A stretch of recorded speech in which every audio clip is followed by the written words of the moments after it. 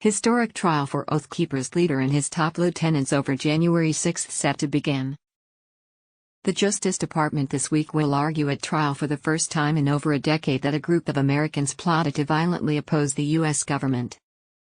The historic trial of Oath Keepers leader Stewart Rhodes and 4 of his top lieutenants will provide a deep dive into a far right-wing militia and extremist movement as they allegedly plan to stop Joe Biden from becoming president in January 2021 by any means necessary.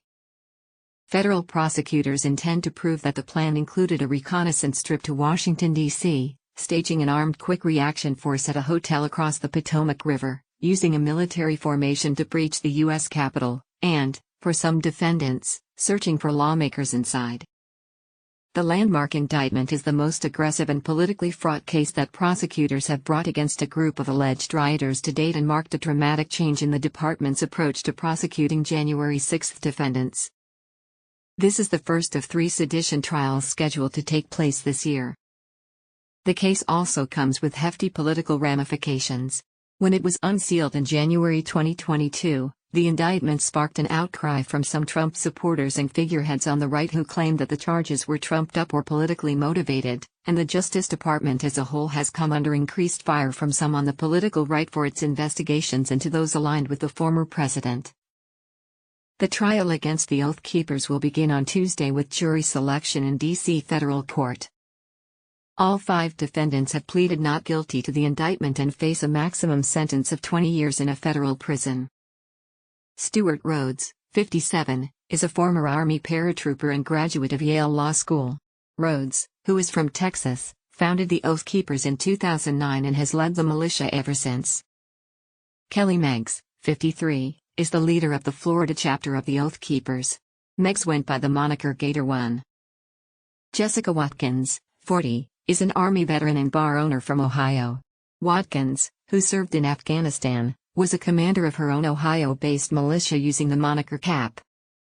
Kenneth Harrelson, 41, is a former Army sergeant and Oath Keepers leader from Florida.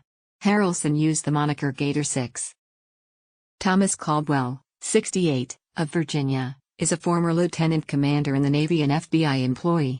Caldwell went by the monikers CAG and Spy. He has denied he is a member of the Oath Keepers. To make their case, prosecutors will lay out an extensive retelling of January 6 and the months leading up to the riot. The story will rely on more than 40 witnesses, prosecutors said in court, including FBI agents, Capitol Police officers, journalists and confidential human sources.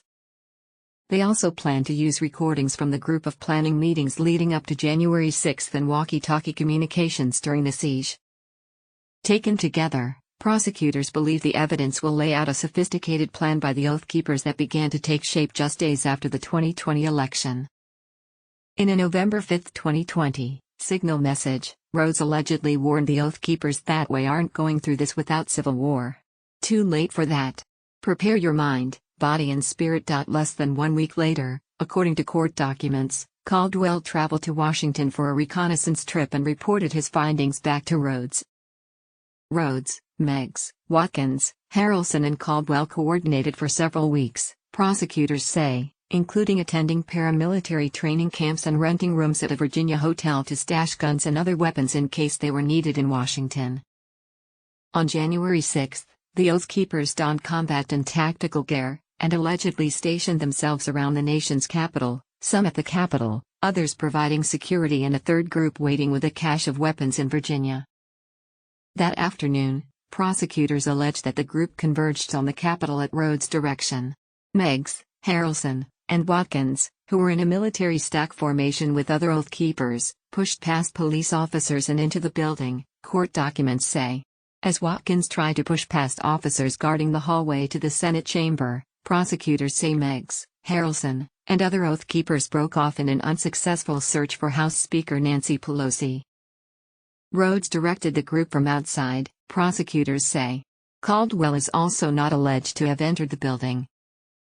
After the riot, Rhodes and others went to Olive Garden to celebrate the attack and discuss next steps, according to court documents. By Inauguration Day, January 20, 2021, Rhodes allegedly told associates to organize local militias to oppose the Biden administration. For their part, lawyers for the 5 defendants have argued that the Oath Keepers came to Washington to act as peacekeepers if riots broke out between Trump supporters and Antifa. Some members went inside the Capitol to assist police officers, lawyers for the defendants have contended. Though it is not clear how the trial will affect the future of the Oath Keepers, experts say the prosecution alone has severely affected the organization. The media, the public, and then the legal accountability that's been brought down at Oath Keepers has had incredibly detrimental effects that organization and quite frankly, has nearly decimated it, Rachel Carroll Rivas, a senior research analyst at the Southern Poverty Law Center who studies extremism, told CNN.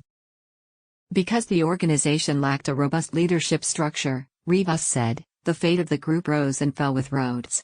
Rhodes has been in federal custody since his arrest in January, and Rivas said that removing him from the ability to be a leader in that organization, it has had a huge impact.